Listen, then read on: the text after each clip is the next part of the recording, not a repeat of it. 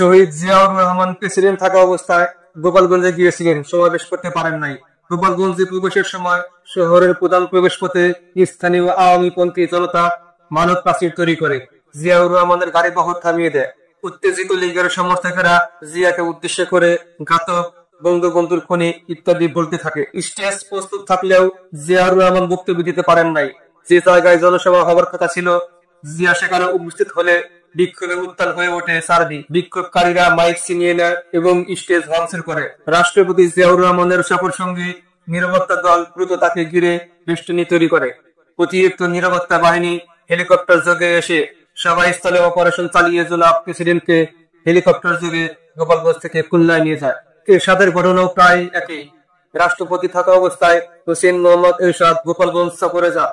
এরশাদ সামরিক শাসন থেকে রাজনৈতিক নেতা হিসেবে নিজের রূপান্তর নিশ্চিত করতে গোপালগঞ্জ সফরের উদ্যোগ নেন। তিনি চেয়েছিলেন সেখানে জাতীয় পার্টির জনভিত্তি তৈরি করতে, যার ফলে রাজনৈতিক উত্তেজনা তৈরি হয়। এরশাদের গাড়িবহর কাশিয়ানী ও টুঙ্গিপাড়ার মধ্যবর্তী এলাকায় গাছ ফেলে অবরোধ করে আটকে দেওয়া হয়। ইট, পাথর, বাঁশ, মাটি ইত্যাদি দিয়ে রাস্তা বন্ধ করে দেওয়া হয়।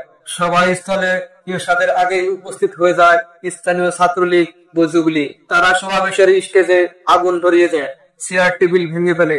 এরশাদ গাড়ি থেকে নেমে স্টেজে উঠতে চাইলে তীব্র হট্টগোল ও ধাক্কাধাক্কি শুরু হয়। পুলিশ পরিস্থিতি নিয়ন্ত্রণ করতে ব্যর্থ হলে দ্রুত সেনাবাহিনী এসে সভা বাতিল করে হেলিকপ্টার যোগে এরশাদ সাহেবকে ঢাকায় ফিরিয়ে আনে।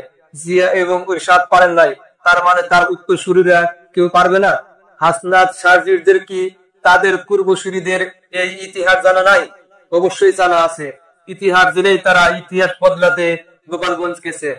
মৃত্যুর ঝুঁকি নিয়েই তারা গোপালগঞ্জ গিয়েছে। গোপালগঞ্জের হৃৎপিণ্ডে দাঁড়িয়ে গোটা দেশবাসীকে সাক্ষী রেখে তারা বজ্রকণ্ঠে স্লোগান দিয়েছে, মুজিববাদ, মুজিববাদ, মুর্দাবাদ, মুর্দাবাদ। মুজিববাদের আস্তানা ভেঙে দাও, গুড়িয়ে দাও। আর এই সর্বজনপ্রিয় মহিষী নারী অত্যাচারিত হতে হতে বলেছিলেন, গোপালগঞ্জের নামই বদলে দেব। শত টর্চারেও মহান আল্লাহ সেই মহিষী নারীকে এখনো বাঁচিয়ে রেখেছেন। হয়তো তিনি তার জীবদ্দশায় দেখে যেতে পারবেন সত্যি সত্যি গোপালগঞ্জের নাম বদলে দেওয়া হয়েছে।